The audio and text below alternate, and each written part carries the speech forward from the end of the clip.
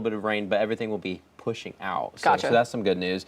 But then, of course, we have the big game on Saturday. Right. That looks a bit clearer. I'm going to show you some of the weather maps, show you where the rain is at the moment. And this is probably going to what, tomorrow looks like, where some places are getting good downpours while others start to dry out. And it's just going to be on and off throughout your Friday. So maybe just keep the umbrella in the car just in case. Even if it's not raining, as soon as you walk out the door, there's a high chance it's going to rain at some point.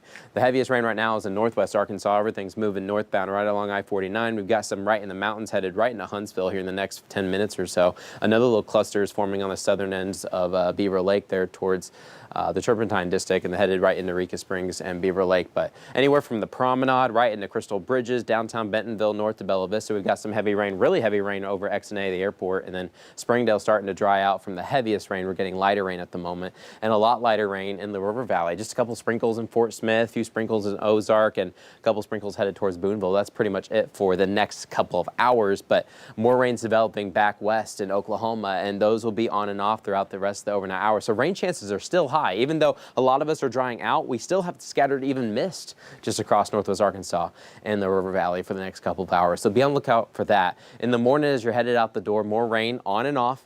And then throughout the afternoon, those rain chances don't go to zero, but they will still be out there. Now, as you're waking up and headed out the door tomorrow, the heaviest rain is likely to be up and down the state line, good 60% chance. A lot of us will be getting some rain, and then things should slowly try to dry out later into the day. For the second half of the day, we're probably going to still hit some low 80s. We'll not be as hot as we were earlier this week, thanks to the extra clouds and some of the showers, but those chances do go down. Now, they don't go down completely to zero, because as the system moves out, the heaviest rain moves out, but on the backside, there'll be some of these pockets of some leftover downpours as that cooler air comes in. That cooler air comes in and helps destabilize the atmosphere in a couple spots, and so we could be left with a lingering shower or thunderstorm. Same story in the River Valley. The majority falls in the morning, and the question is, when does everything head out? Well, the majority will head out by 3 as we're trying to pick up the kids from school, and they're headed to afternoon practice, getting ready for their games.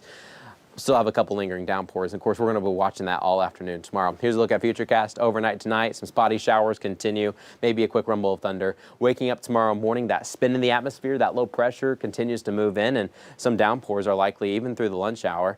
Later into the afternoon, some of these rain bands should finally start to push out towards the east, and we'll just have a lingering storm here or there, and I think we dry out into the weekend pretty nicely. We don't completely shake off of all the rain chances even Saturday and Sunday. We're in a very unsettled weather pattern for the next couple of days, all the way through Labor Day itself, and then I think we finally break the pattern, at least temporarily. But for the next several days, don't be surprised if you get an isolated shower or thunderstorm. But the majority of the rain the next couple of days comes in overnight tonight and into tomorrow morning. For Saturday, there could be an isolated pop-up in the afternoon, maybe 1 or 2 area-wide. That would be about it as the bulk of the system moves east. And then I think we have one more chance on Monday before we have a quick dry stretch in the middle of next week. In the River Valley, we'll have some 80s tomorrow. I think that's all we'll be able to do just because of the extra clouds and showers. Once the sun breaks back out for this weekend, we'll be back in the 90s. It'll be a warm weekend with an isolated storm here or there. Maybe a few more storms Labor Day, just a 30% chance. We'll still have some sun. And then next week, overall, Erica, you can see the trend. Probably will be a little bit cooler. Get into the 80s and just hang it's out September. there. Yeah, we're getting closer to where we probably should be. It looks like, though, for the holiday, we should be good, that we're not going to be able to enjoy outdoor activities. You might have to dodge a raindrop or two, depending on where you are. Exactly. Right? Okay. It shouldn't be a washout. It should be good. All right, we'll look forward to that. Thanks, Matt. Well, if you're heading out to the